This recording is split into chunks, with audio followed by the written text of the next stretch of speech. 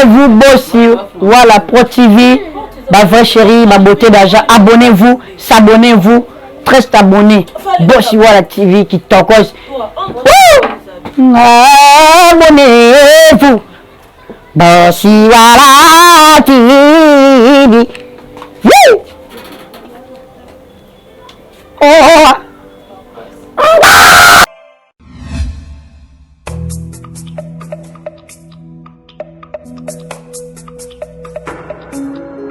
Kolo nanganzamba mawa, kolo nanganzamba bosantu. Non, comment t'as mieux là? T'as fait mon lagas.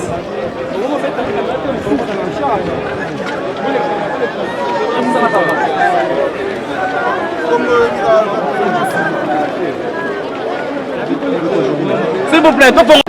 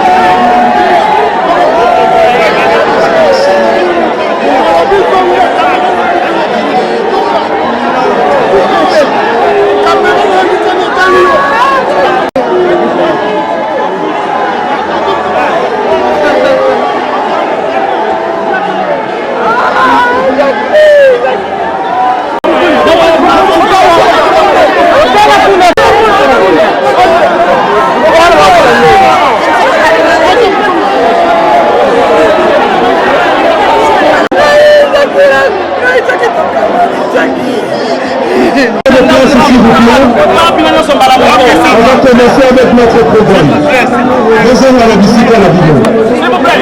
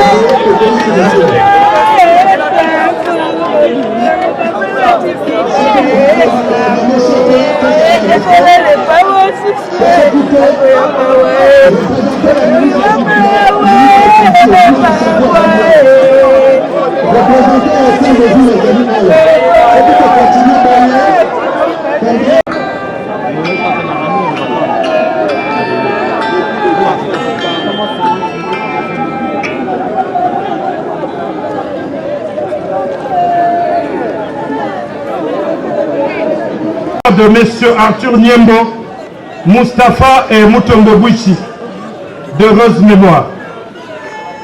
Elle a ensuite œuvré dans plusieurs troupes théâtrales, à savoir le groupe Mangobo en 1975, le groupe Nzoï et les Kulimaloba en 1986, le groupe Sans Souci d'Afrique en 1991, où elle a assumé la fonction de conseillère artistique.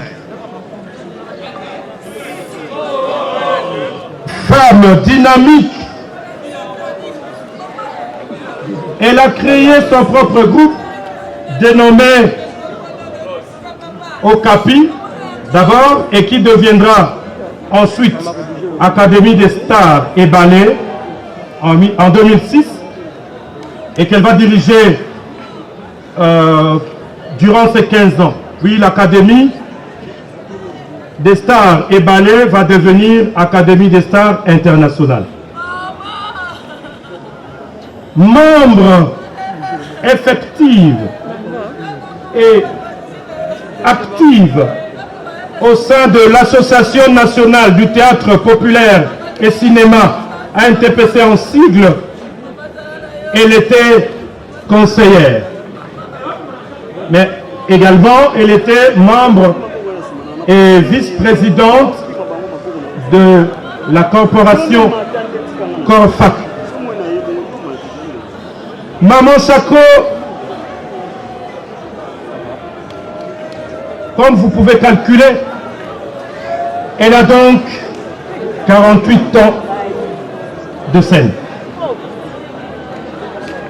Une vraie richesse et une source d'inspiration pour les jeunes artistes féminins qui, au lieu de muser sur leur talent, pensent se faire une notoriété en mettant en avant leur forme et en privilégiant les anti-valeurs en s'habillant de façon dénudée, ce qui était le contraire pour notre maman Chako. Figure de proue du théâtre congolais, Maman Chako a fait la pluie et le beau temps à toutes ses prestations dans toutes les troupes théâtrales à Kinshasa, ce qui nous amène à considérer sa mort comme étant une grande perte pour le monde culturel congolais. Nous nous inspirerons toujours de ces valeurs qui furent la solidarité familiale, la détermination, le dévouement, l'abnégation.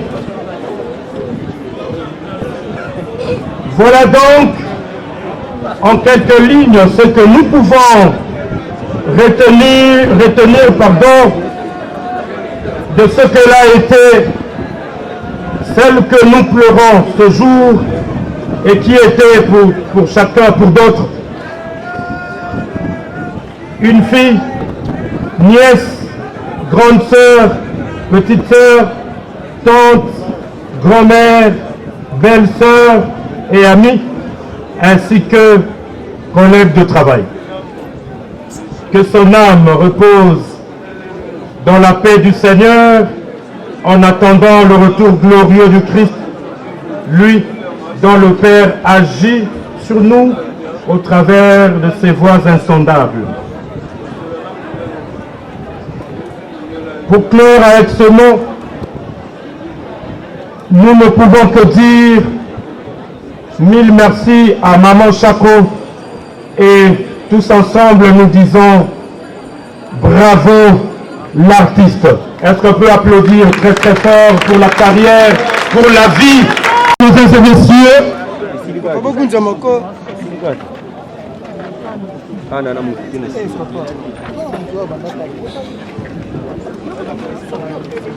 Alors, Maman Chako, ayant vécu parmi nous, nous avons certainement des témoignages à l'occasion de sa disparition, mais talonnés par le temps, nous allons prendre trois personnes,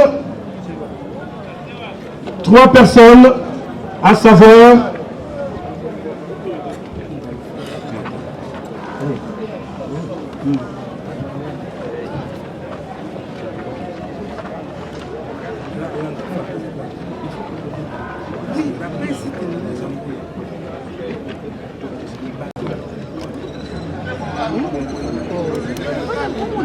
ok. Nous allons prendre quelques témoignages. Je crois qu'il y en aura, parce que nous sommes vraiment talonnés par le temps. Nous allons commencer par un membre de famille. Je ne sais pas s'il y a un membre de famille qui va retenir ses émotions pour témoigner pendant 2 minutes. Votre attention s'il vous plaît, nous allons écouter le témoignage.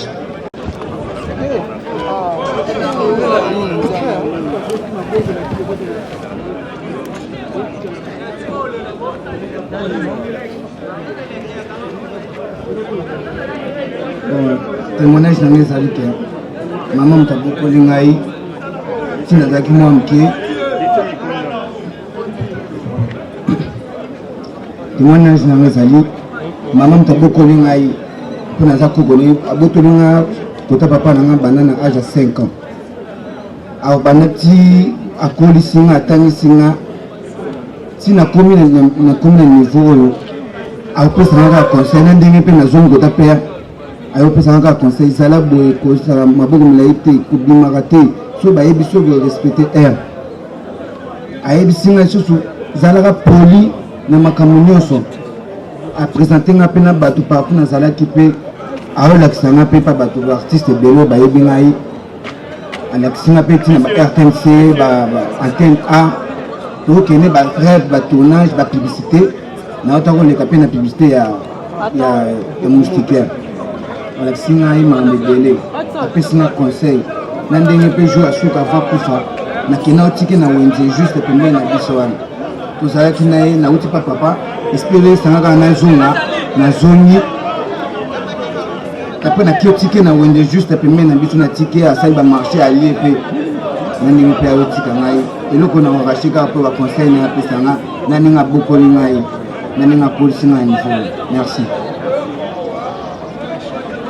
Merci beaucoup. Est-ce que nous pouvons acclamer très très fort pour ce témoignage? Merci beaucoup. Alors nous allons prendre une amie de Maman Chako, en la personne de Maman Virginie Ndandele, qui est venue spécialement de l'Allemagne pour pleurer avec nous.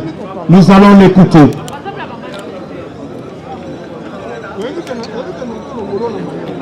Passer. Voilà, elle est là. Nous allons écouter son témoignage.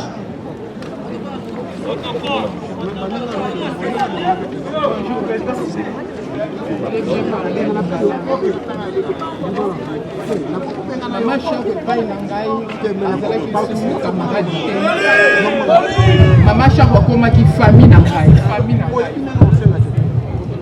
Mama Chako epai na ngai azalaki lisusu camarade te. Mama Chako akomaki famille na ngai. 16 ans yango ntango na père de mama. Mama Chako aconseille ngai nazali komona ye neti ange na ngai. Mama Chako aconseille ngai mingi na mobali na ngai na bana na ngai soki toye awa na Congo bana na ngai bazala toujours epai ya Mama Chako na kotika bango mpuna akokipe bango bien makambo nyonso.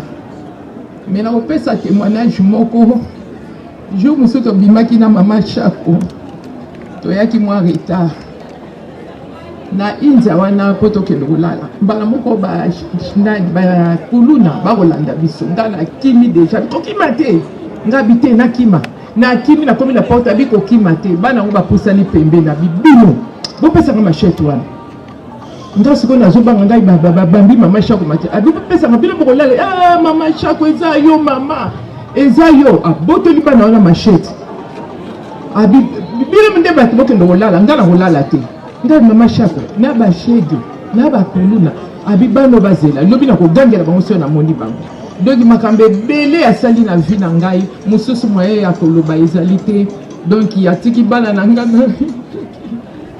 atiki bana na pasi surtout Juliès na yebi auto sala émission moko ya kolamba wa bana bamoni ndenga azolamba wana na beboka bani babi tala sœur na yo tout ba viande na eboka mama benga nga benge na seki nga bijaki bana bamoni yo awa abi Juliès sombelanga pareil mwana auti koya auti ko memela ya pareil wana ya konika babiloko banini abi moni bana nga ndenge bakoyambanga donc eza pasi mingi na famille nanga donc azalaki ange Mama Chako na kata libota na ngai eza kaka na famille na ete eza kaka na famille na ye ya théâtre te pona batu nyonso en tout cas Mama Chako na yebite bao ba vraiment pona ngai na kopesa ye bravo bravo bravo. Je t'aime Mama Chako. Voilà, merci beaucoup. Merci, on applaudit très très très fort, mesdames, mesdemoiselles et messieurs. Nous ne pleurons seulement pas Mama Chako, mais également nous célébrons sa vie. Nous célébrons ce qu'elle a été pour nous, ce qu'elle a été pour nous, ses collègues, ce qu'elle a été pour ses fanatiques et ce qu'elle a été pour ses membres de famille. Alors, chers amis, la salle Mabino, bosa lokola moto soit bofukami soit bokei na nsima kuna. Merci. S'il vous plaît, soyez tolérants. Pas de cris bizarres, s'il vous plaît. Il ne faut pas vexer les amis.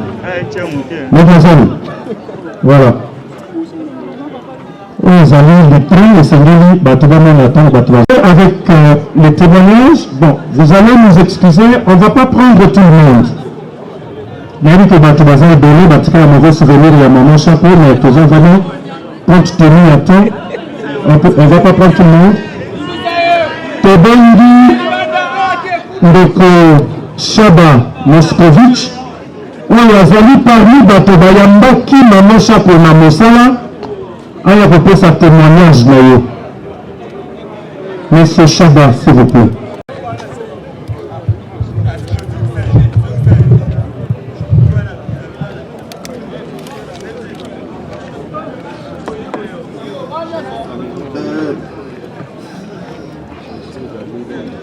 Jackie abandaki théâtre en 75. Donc, même pas na idée à cause de la théâtre. Dans 75, nous sommes dans le théâtre populaire Mwangazo. Tu comme qui na Carex, tu comme qui na Carex, il y a Banabasi. Tu as dit sur la fille na 4 groupes. Il fallait se côté le cas. Banabasi baya na kati ya groupe Inga apasaki sikoyo na Jackie azali cousine na ye, donc Inga azali cousin ya Chapo. Et puis ezalaki difficile parce que chaque on a ta famille na bango papa na bango ezalaki tellement sévère, ezalaki difficile Jackie asala théâtre, mais ngai na compagnie ki Inga tokende ki pai kota la papa ba Jackie na dodo mana barumbu. Inga essayé de convaincre papa, mais papa ça est un peu difficile. Mais après ça il va conditionner, a bien ça il faut encadrer bien. Inga assuré que n'a pas encadré et chaque répétition n'a pas de ticket nanda. Tous allez que chaque répétition soit aussi ici, il y a mon gazo, tous allez que le ticket Jackie tinanda. Et pièce à Liboso, spectacle na Liboso ou à Joaquin. Les spectacle moko il y a ba expression. À Joaquin comme maman m'a pas ça, ngana la qui comme ba jimo o ya zai kobota. Mais kozanga kaka bana basi azai ko jouer double rôle. Personnage mi balé azaki mama o ya boti biso ba mapasa, mais tanga na koli mapasa na koli fallait na bala, donc nazaki sous ko bala ye oyo ya bota kingai. Donc vraiment Jackie a aidé ki biso makasi na moment wana pendant que tozaki na ba tourner na ba campus na ba institut supérieur, vraiment essaie de donner vraiment parce que azaki l'air wana zape kotanga a kotanga na centre féminin Mamobut. Ce qu'on a outil court directement à répétition, après répétition, biso peut être outil cahier. Vraiment, c'était vraiment l'élo. Bozo benge maman, bani bon, il faut na faire kobenge maman coco. Azali pena maman coco, oyo abandonné. Et puis eloko Jackie au sali au koufi jour au zalaki jour anniversaire nangai le 15 juin. Jackie n'a pas salué Jackie. Et puis le spectacle wana to intitulé Kango Chako. Chako lino lo banini mapasa. Et puis l'herbe journaux et ça là qui va commentaire il y a spectacle wana to memela papa ba journaux wana papa c'est pelé parce que papa na ba kombo de Chako. Ndi après ça qui banane ba kombo Chako. Donc papa na ba wana Chako c'est pelé makasi et ça là qui honneur amené na kombo na Chako. Vraiment Jackie répond en paix. Merci beaucoup. Est-ce qu'on peut applaudir très très fort pour Maman Chapeau à travers ce témoignage? Merci pour le faire.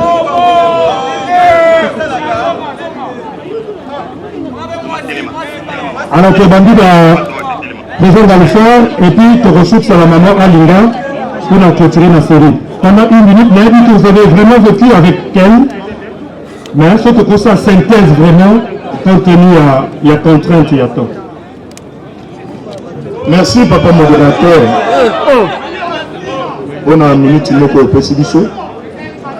témoignage, on a une sala.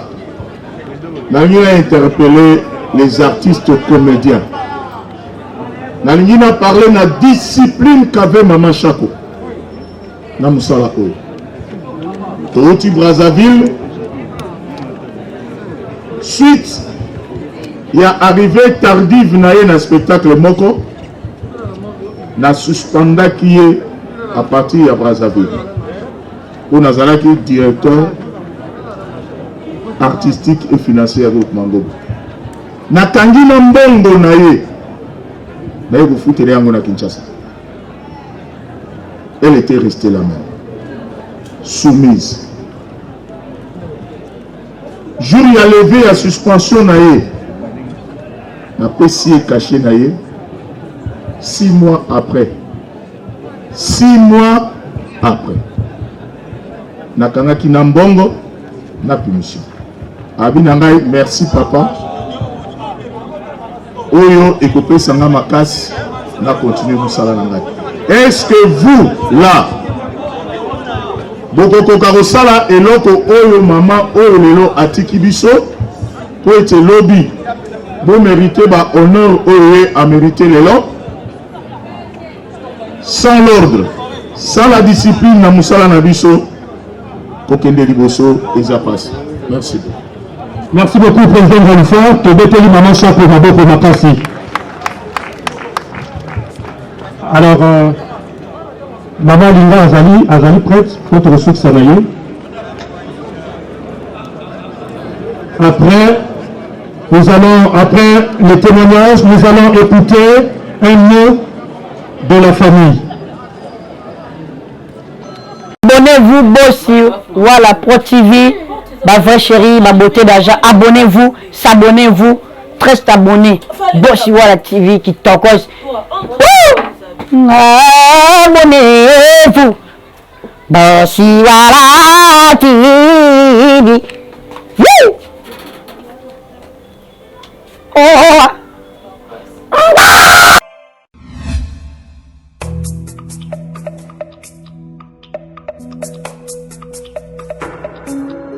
Kolo nanga nzamba